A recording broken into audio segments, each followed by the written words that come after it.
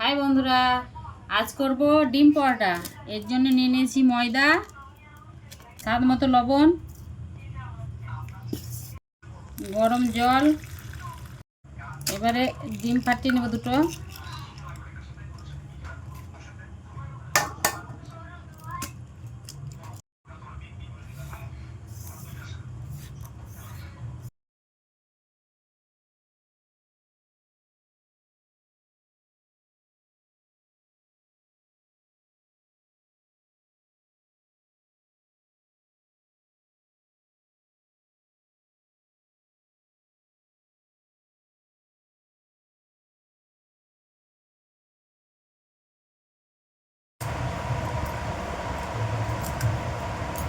চার চৌকো করে বেলে নিল।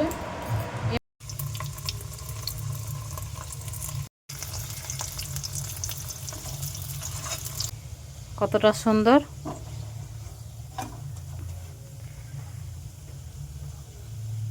দেখুন। দেখুন ডিম পরোটা ভাজা হয়ে গেছে, লাল লাল করে। দেখুন কতটা ফুলেছে। দেখুন আমি এভাবে একটা একটা করে সবগুলোই ভেজে নেব।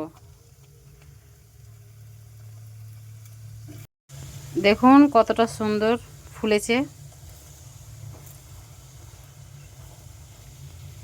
আমি এভাবেই সবগুলোই ভেজে নেব। গরম গরম পরোটা রেডি।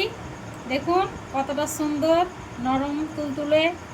দেখুন কতটা সফট হয়েছে। এবারে খেয়ে দেখাই আলু ভাজা আর ডিম পরোটা। বিসমিল্লাহ।